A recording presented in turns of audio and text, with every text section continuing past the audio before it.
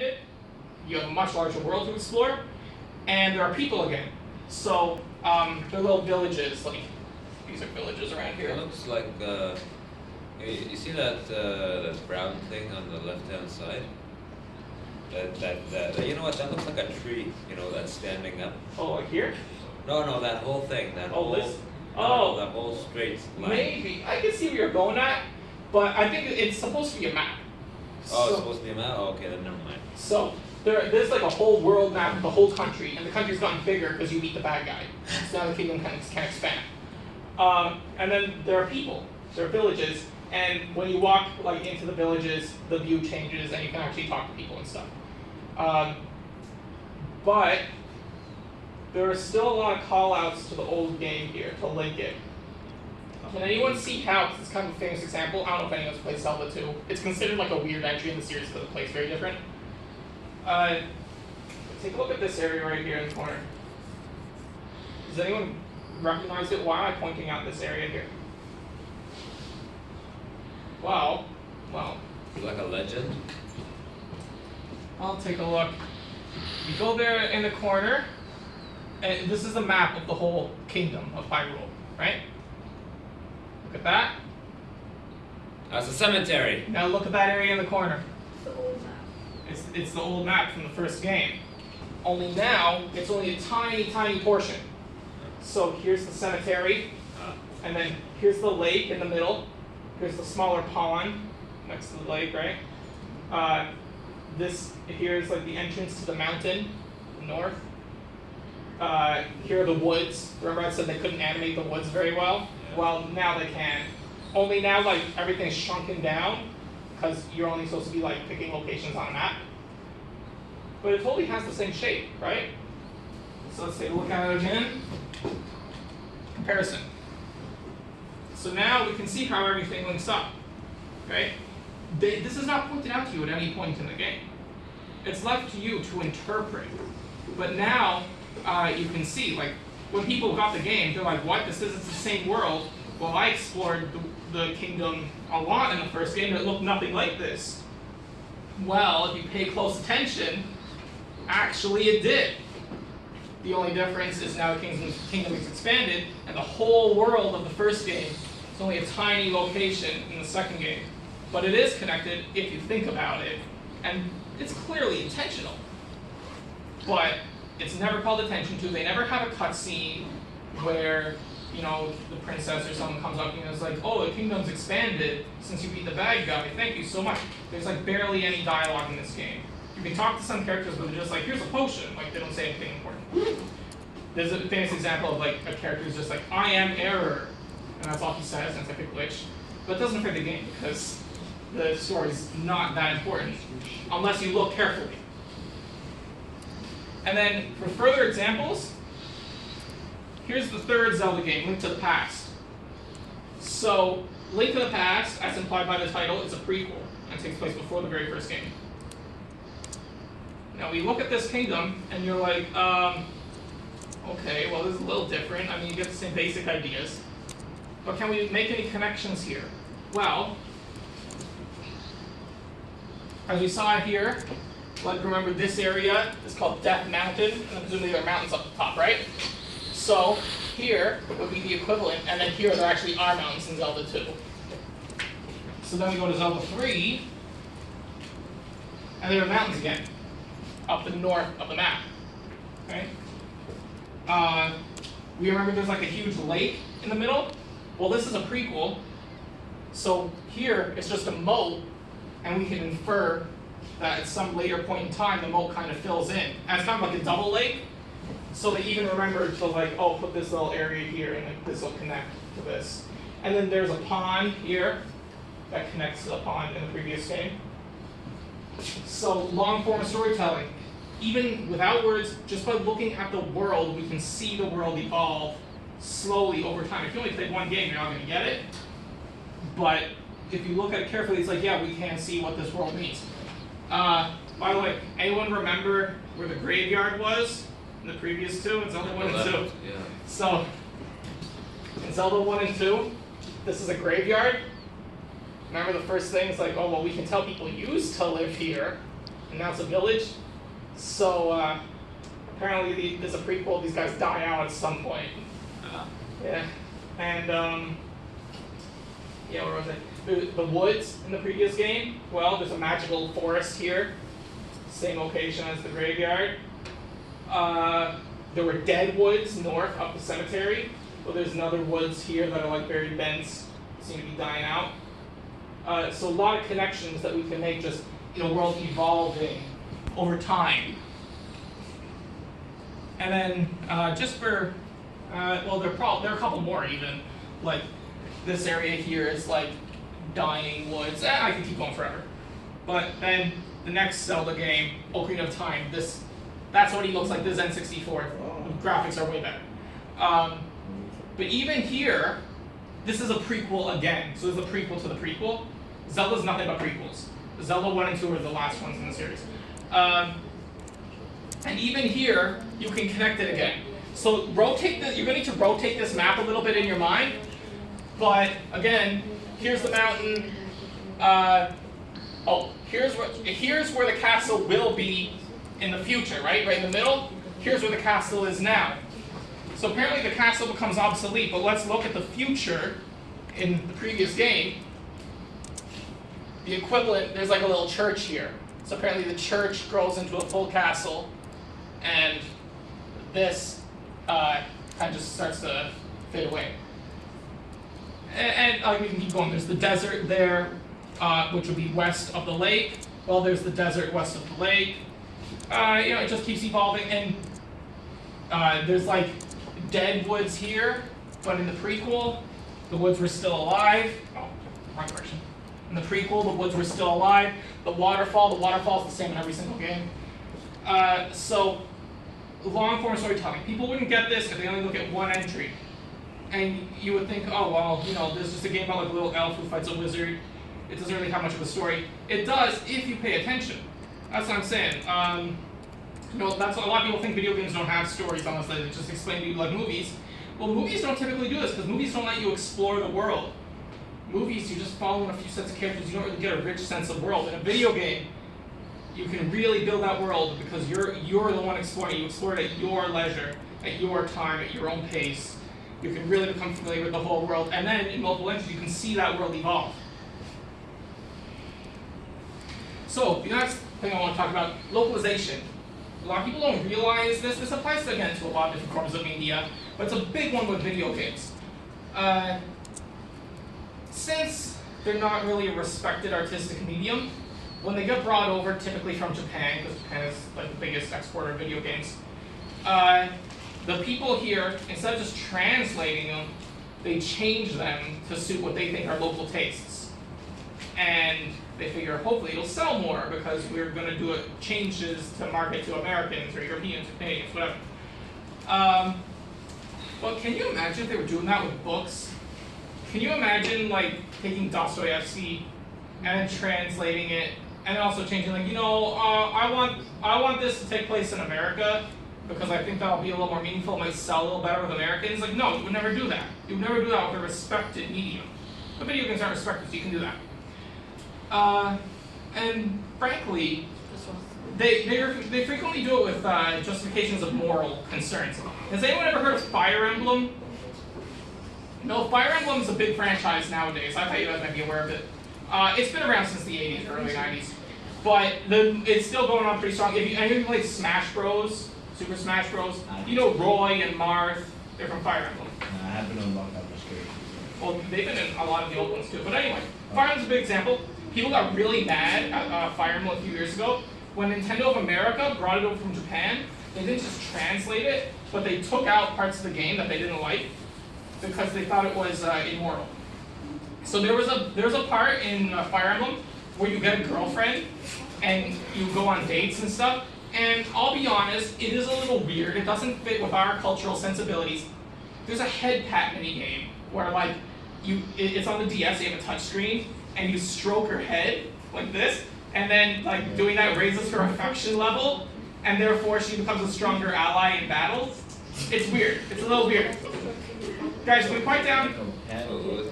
Yeah, so it's like patting a cat or a dog. yeah, but it's your girlfriend. Right. And you raise romance levels, and then eventually you can have babies, and like they grow up and become the next generation. So like it's a complex game. But they removed the whole head pack mini game because they're like, this is weird and sexist and objectifies women. I don't know, but sure, it's a little weird. But I want to get the original creator's vision, and they took this whole thing out of the game, and it's like, come on, that's like removing chapters from a book. Like, I mean, yeah, you can't do that. You wouldn't do that to a more respected medium. And also, isn't that just imposing our cultural standards on another culture? I mean, this isn't weird to Japan, apparently. You know, why can't we enjoy this piece of Japanese culture? Isn't it good to enjoy other cultures? Yeah. Yeah, so Fire Emblem's a modern example.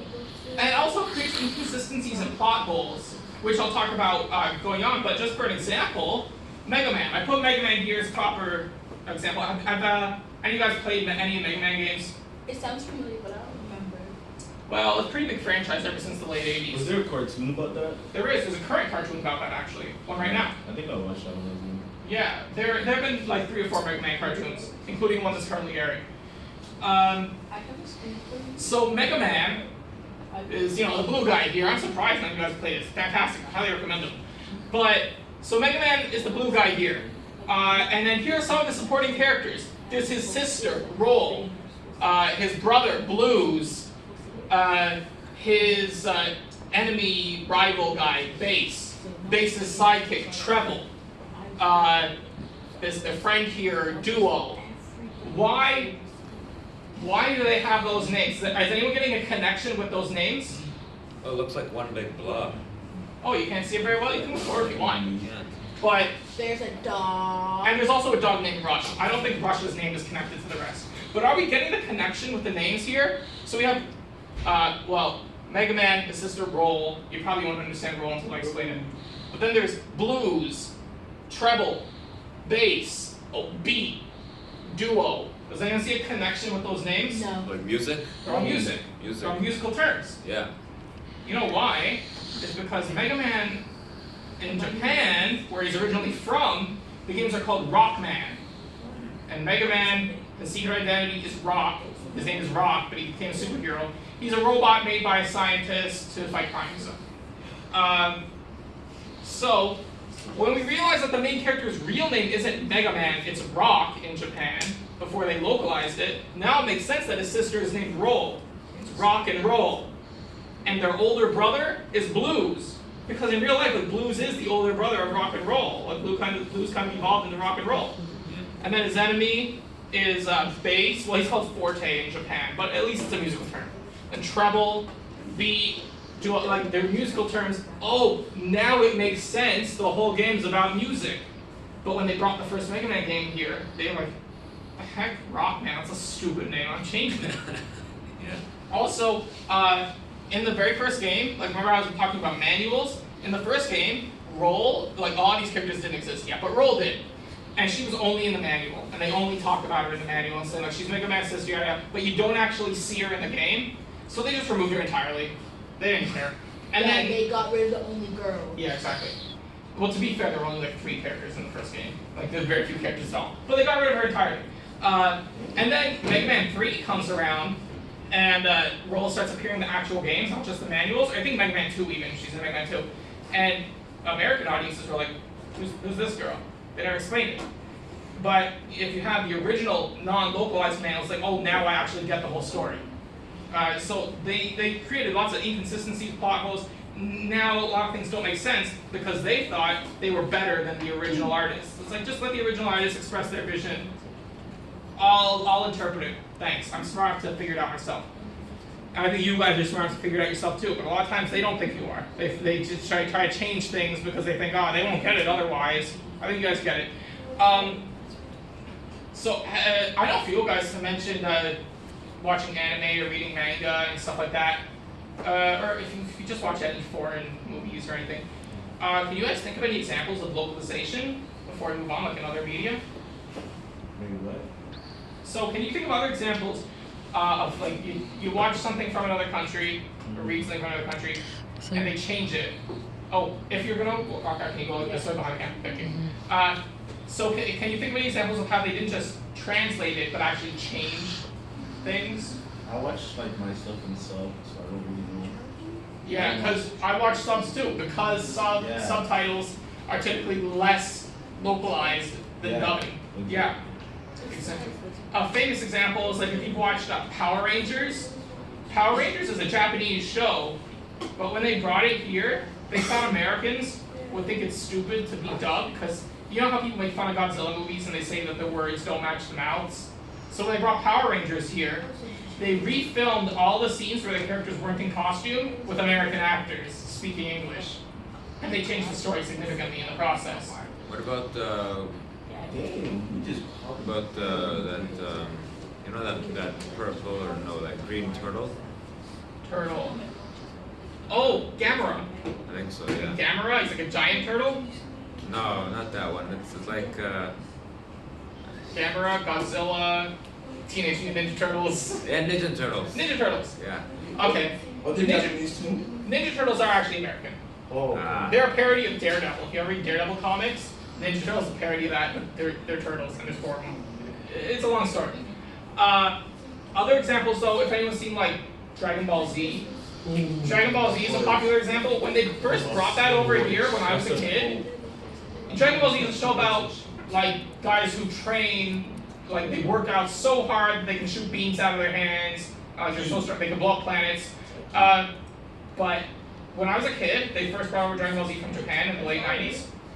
Nobody was allowed to die in the English version. But obviously, like, people are dying in this show. Really? In Japan, a lot of characters die. Like, they blow up Like all when planets. Goku was still like a little kid? Goku, the main character, dies in like the first episode. As the like when he fell Of off the Z. cliff? Of Z. When he's an Oh. adult. Dragon Ball Z is like the sequel series. I didn't know about Dragon But Ball. when they brought it over when I was a kid, they weren't allowed to say he died, and they had to say he went to the next dimension. Whatever the heck that means. And then they wished him back to life with magic later. Yeah. But, The Dragon Ball. yeah. How But the point is, go ahead. no, go ahead, yeah. What about Street Fighter? Oh, Street Fighter is a big one. So Street Fighter is a video game, obviously from Japan. A famous example of that, well, this isn't fully localization, but it's kind of like bad translation. There's a famous rumor in Street Fighter 2, a video game, because you haven't played. It's the first fighting game, the first modern fighting game, where if you beat the game with one of the characters, it's like, to truly become a master, you must defeat Shang Long. And when I was a kid, people would spend, like, well, they were kids, but they would spend tens of dollars at the arcade, playing over and over again, trying to figure out how to meet this character called Shang Long, and defeat him, and then figure, oh, get a secret ending or something. You don't, it's a mistranslation. Shang Long just translates as Dragon Fist, and it's a move in the game that the boss uses. But everyone thought it was a character because they translated it badly. So translation is important. Other examples, if anyone watches Yu-Gi-Oh! Or plays the card game, like in Yu-Gi-Oh! It's a famous example that when characters get defeated, they get sent to the Shadow Realm. That's not a thing in Japan. They just die, which is weird because it's a game about it's a show about playing cards. But yeah, they try to change things so they're like, oh, kids can't handle like a character dying in a cartoon, but it's like you're really changing the story here if this character isn't dead. Like now I don't feel bad. I'm supposed to feel bad when they die. Now I don't because they're not dead in the English version. So they're really stripping away a lot of story. Yeah, there you go. So I was going to do a deep reading, just for an example.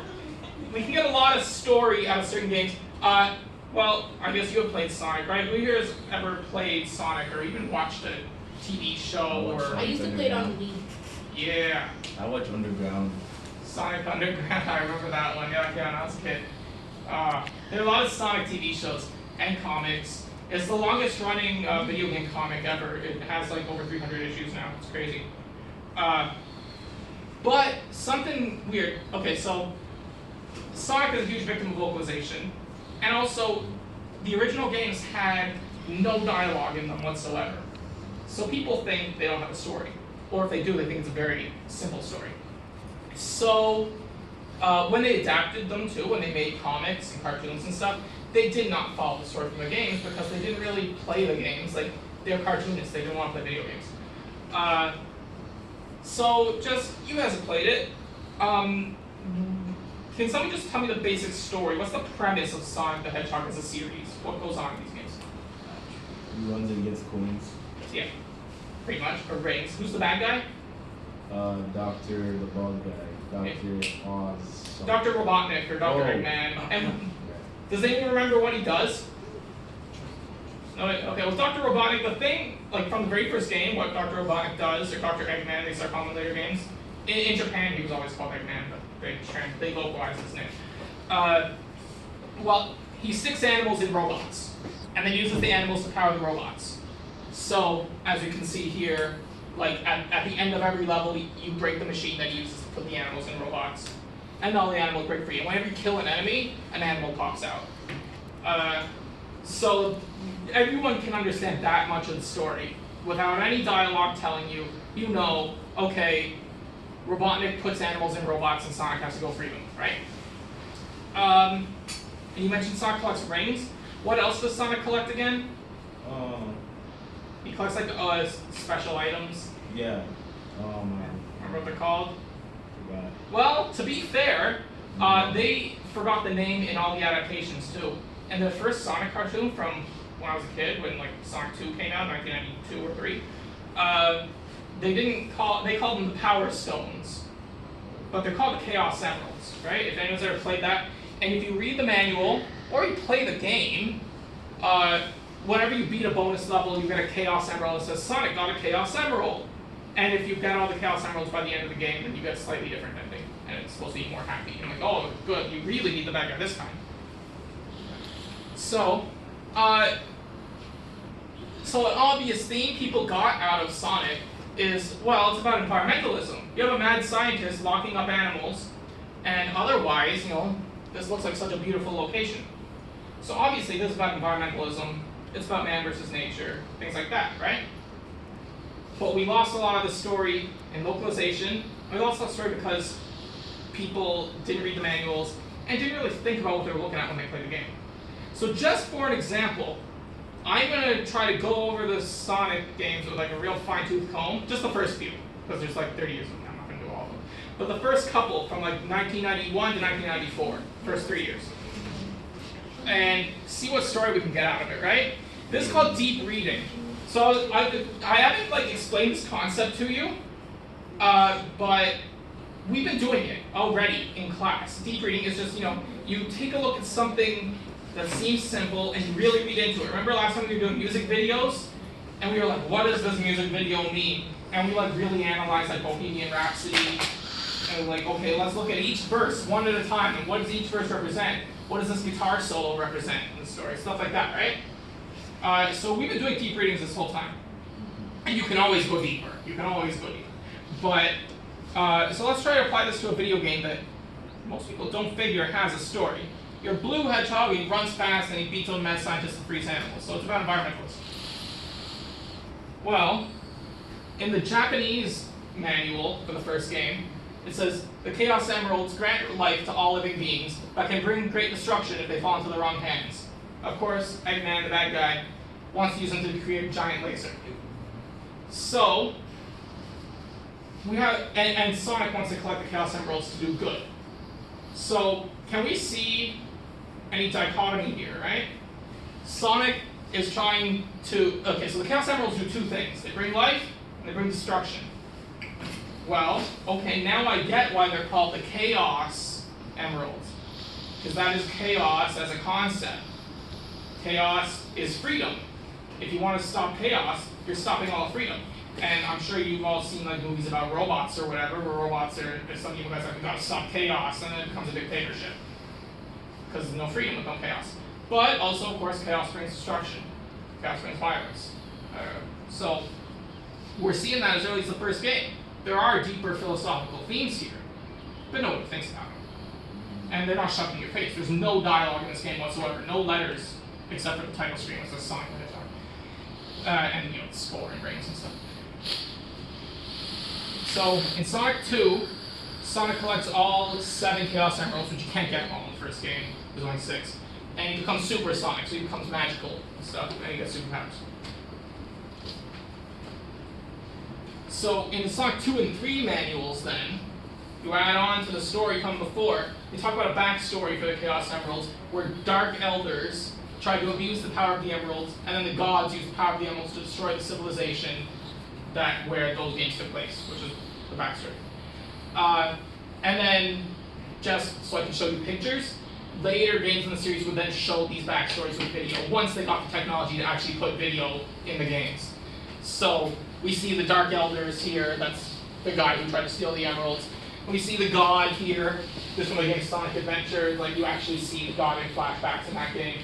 And then, once he gets the Chaos Emeralds and uses them to cause destruction, he evolves into this thing, it's like ancient murals that they talk about in like, when they say the backstory here, they're saying that Sonic is reading the murals, but you don't have video in the game, so they don't show you murals until later games.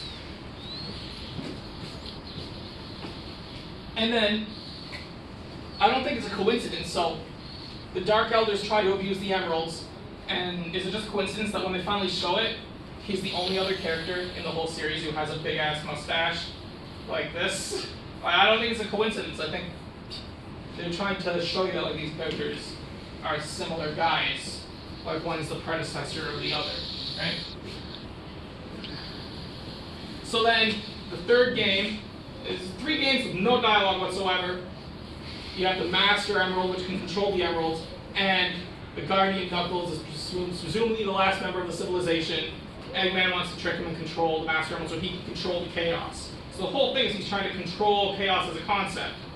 So if we're trying to control chaos, like we were talking about, like let's say in all those sci-fi movies, well, what concept tries to control chaos?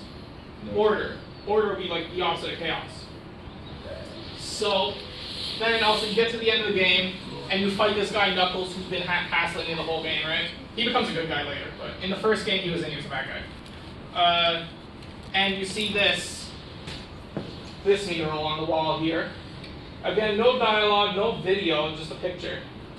But like, okay, you get this is Robotnik, this is Supersonic, and then, oh well, you play it for like another half hour, 45 minutes, you get to the end of the game, and now you see this, where, oh, that's the mural from earlier. They were actually managing to accomplish foreshadowing without any dialogue. So there is a story here. Sonic goes Super Saiyan? Yeah, Sonic becomes Super Saiyan. It's a big ripoff. Sonic came out right after Dragon Ball Z got really big in Japan, so they ripped it off. It's a huge ripoff. That's insane. The story isn't so much a ripoff, but like, yeah, he becomes Super Saiyan, so that's a ripoff, obviously. Yeah. And then also, the ancient mural prophecy implies Sonic and Eggman are both part of the same mythology as the previous gods that we also saw in murals. Or in the manuals, they only told us about the murals, they didn't actually show it because they only had like 1 page of text. So then we have the final game in the arc, and this one is the one where they finally had the technology to do voiceovers, so they could tell a little bit more of the story. So they show the god, and his name is Chaos, the god of destruction. So let's remember, the first manual establishes the Chaos Emeralds bring life, also destruction. So this guy brings destruction. So, well, there's another mythical creature who uses the Chaos Emeralds, but he uses them to protect life. Well, Supersonic. So if this guy's the god of destruction, then maybe you can say Sonic is the god of life. So therefore, if I want to get really ridiculously deep on it, I can argue Sonic the Hedgehog is about the dual nature, the primal force of chaos. Chaos brings destruction, but it's also the essence of life. And I could keep going. There's 30 years of games I could go on this. But obviously, maybe that's just stupid. I don't know. Maybe I'm just being ridiculous. Deep reading is one person's interpretation. And you can say any deep reading is too deep. You can say, this is ridiculous, come on, this is dumb. And that's fine. You can say what I just said is dumb. I pretty much just made it up, but I made it up while actually looking at the material. But either way, we can agree that there is a story there if you look for it. But most people wouldn't look for it. Most people would just be like, he's an animal and he runs fast. But we can see that like the story didn't need to be told in the same way as a movie. It doesn't need to be like Uncharted or Final Fantasy. We can actually do it while playing the game, not just watching a movie. There are ways video games can tell stories that movies typically can't. And, well, that's the end of that presentation for me, actually. I haven't given you guys homework in like 2 weeks. So I'm afraid I'm going to do that because I need to be able to grade you. Not much. We're almost out of time. But if you go on the Google Classroom, unfortunately, I wanted to think of an assignment I could give you that had to do with video games, but I don't think I can assign video games in school. I can't make you play video games for homework. Yeah, we can do that. That'd be pretty sweet, but I don't think I can do that. I only am allowed to assign that. But remember last class we do music videos? So if you go on a Google Classroom or a Moodle, either one, the Google Classroom has a link to the Moodle. There's an assignment there that says, well, actually, I can pull it up right here. Just one sec.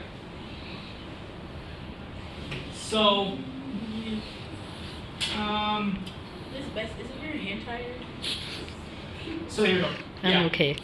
So the homework I want to do, another brick in the wall music video interpretation. We didn't do any any assignment over the music video, so let's try to do that this time. It should not take you that long. So what I've done here, I posted a link to a music video, another brick in the wall by Pink Floyd. I think you guys will be able to get a lot out of it. I want you to do a deep reading on this music video. So really, a deep reading, like I was just explaining. Notice how I just went like way too deep on Sonic the Hedgehog, which like doesn't have a story. Well, this does have a story, so it should be easier. So just tell me as much messaging as you can get out of the song and music video of Pink Floyd, Another Brick in the Wall. I don't know if you guys know Pink Floyd, or if you know this song, this famous song. Once you hear it, you've probably heard it before. Do I have to watch the music video or can I just listen to the song? I would do both. I mean, it only takes like less than 5 minutes. So just for homework, just write down a discussion topic here, a little forum post, telling me what you think is the main message of the song and music video, and try to justify your explanation with reference to both the lyrics and the visuals of the video. And we'll be discussing that first thing tomorrow. So thank you very much. It's been a wonderful class. Thank you for being quiet enough so I could record this for the university. Thank you. And I guess you can go on ahead. You're dismissed. Thanks.